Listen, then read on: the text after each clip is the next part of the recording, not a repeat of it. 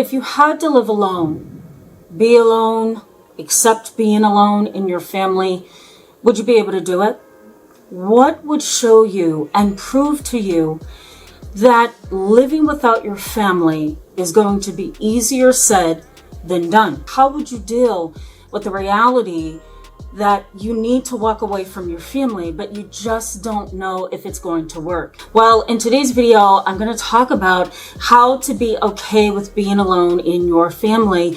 And I'm hoping that in today's video, you will be able to kind of reconstruct your way of looking at maybe a hopeless family situation where reuniting is going to be difficult, walking away is going to be difficult, and maybe even family estrangement happening and being difficult to navigate. So before we jump into this though, let me briefly introduce myself in case you are new to my channel. My name is Tamara. I'm internationally and I'm board certified as a trauma therapist. I'm licensed in mental health. I specialize in treating children, teens, and families, as well as adults who are dealing with trauma right in my private practice. Let's jump in. Anytime I have had to talk about family estrangement or separating from a family or learning to be okay with being alone within your family, I often struggle with what concepts to give you because it's one of the most complicated and difficult aspects of the field of psychology. The family has always been looked at as a positive vehicle for individuals to feel connected and to build associations and to really be connected with each other and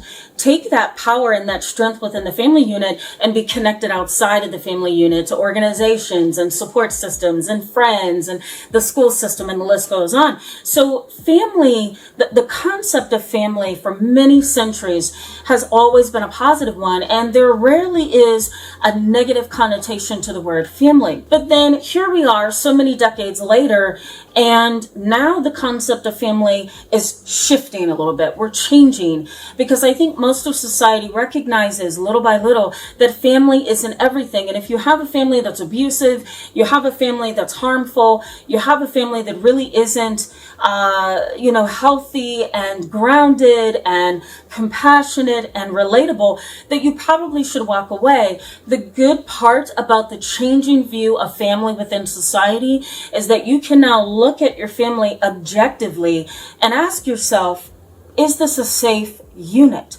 Is this a safe system? And if I recognize that it isn't, what's my next move? For a lot of people, their next move is to separate, to put space between them and their family, or to walk away completely and never look back. That's family estrangement. And it's really sad when clients come into my office and they say, I haven't seen my family for the past 5 years and I just don't know who I am. I don't know how to think outside of my family. I don't know how to do things outside of my family. And one of the reasons why that happens, and I see it in my practice all the time, and I have several colleagues who see it as well, that the world is so hung up on family as everything and family is a positive thing that there's very little resources on how to cope with being alone in your family. There's also two very, I think, significant aspects of walking away from the family that we rarely talk about. Now, let me highlight these, but before we do that, let me just briefly explain existential psychotherapy to you. I subscribe to most of the concepts of existential psychotherapy, which is a philosophical approach to life. It's all the questions of, why are we alone? Why do we have to deal with discomfort and anxiety and mental illness? How do I bring meaning into my life? And what is this life all about? When I die, where am I going? And where are my loved ones when they die? And why do I feel so isolated and withdrawn? And why do I have to deal with those feelings? That is existential psychotherapy. It's really focusing on those aspects of existence and zoning in on those unanswered questions or those complicated thoughts that we have about life, right? So part of existential psychotherapy is helping us identify what's going on at the core of who we are when we have to face being accountable, making decisions, being responsible, and being an individual in the world. So if we take existential psychology and use that as a lens for being alone within your family, you may want to learn about this term. The term is existential anxiety. And that is basically this internalized anxiety that's always gnawing at you. It's at the core of who you are. And the question of, how am I going to navigate being alone in my family? How am I going to navigate this family estrangement is what we can consider existential anxiety.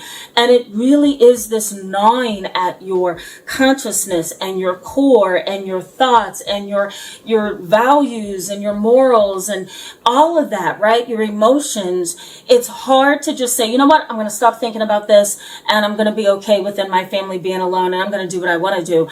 It's not that simple, because once you separate, you have to reconstruct your thoughts. You have to reconstruct your emotions. You have to reconstruct everything you've learned over the years about family, and you have to dispel a lot of myths. And so that can lead to existential anxiety. Now, there's also a term that, I have described to my clients in the past, and it is existential discomfort. And that basically means that, okay, you may not necessarily be anxious and you may not necessarily have a lot of questions, but you do recognize that you are feeling some discomfort with the decisions that you have had to make within your family, and you're not sure how things are going to turn out. And you feel like you need some help navigating the waters just a little bit. So keep those two terms in mind as we move along. Now, Irvin Yalom, in my mind and in the world, is a renowned therapist, and he's really popular when it comes to philosophy or philosophical principles of psychology or existential psychotherapy. And he, really zoned in on 4 important aspects of who we are. And we struggle with this when we have to accept being alone within our family. And the first one is the fear and the uncertainty and the questioning around death, isolation, meaninglessness, and the 4th one is freedom. Those 4 things are important. Here they are on the screen, and you may struggle with these as you walk away from your family, because you may want to know, what if somebody in my family dies and I'm not there? What if I die and they don't know that I'm dead, right? How do I build meaning into my life after walking away from my family? How do I be okay with being isolated within my family and having people judge me and criticize me and withdraw from my life? And how do I gain a new freedom that's healthy, that's well-rounded, that's therapeutically, what's the word I'm looking for? Therapeutically beneficial. How do I deal with these 4 things in my life? And you're gonna come up against those questions if you haven't already. So let me give you some tips on how to navigate and accept being alone within your family. The first thing that I always encourage, especially with my clients, is really ask yourself, is the discomfort, the anxiety, and the pain that I am in, having to be alone in my family, the result of, something that's internal, or is it the result of something external? Here's what I mean.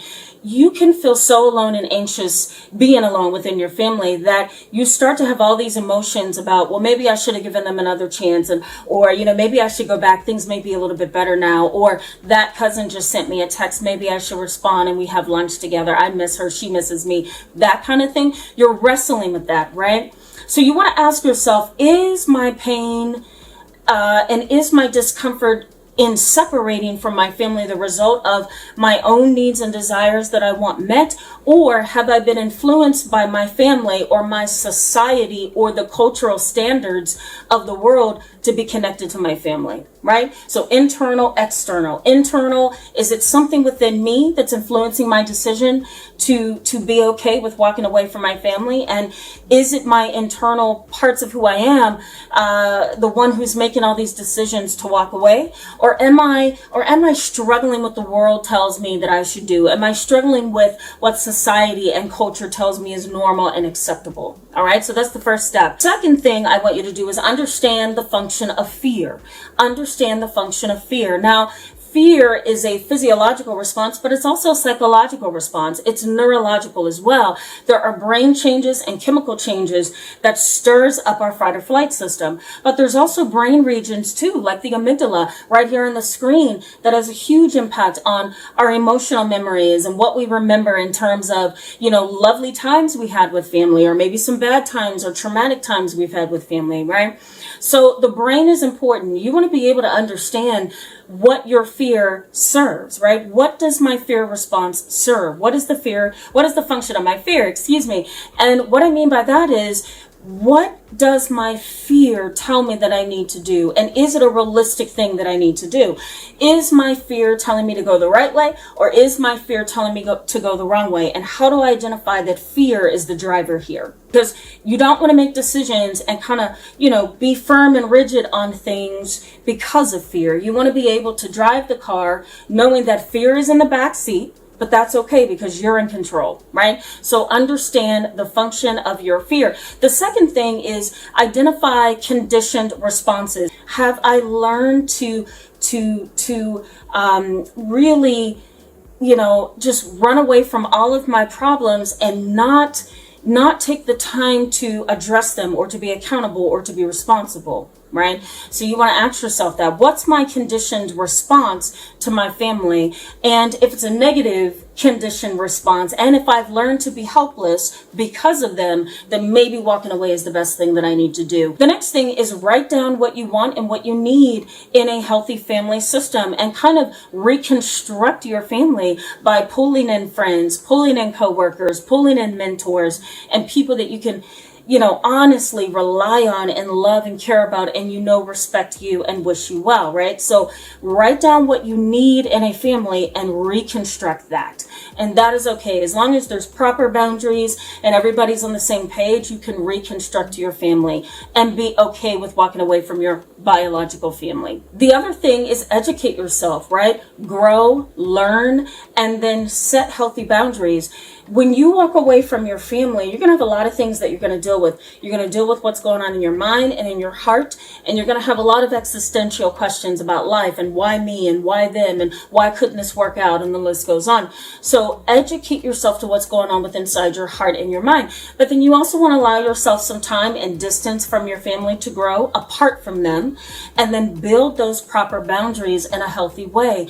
Because if you do these three things, that's the beginning of freedom. Because then you gain control over your emotions, you understand what is happening, and then now you've also built some steps into your life that can help you be a better person. If you want to learn a little bit more about this topic, I encourage you to check into this video right here, and you can also watch this video right here as well. I think it's good to pull these kind of videos together, take notes, and really use them. They are practical steps. Thank you so much for being with me in today's video, guys. Go ahead and hit that subscribe button and that bell button so that you can stick around for more videos like this. I'll see you in the next one. Bye-bye.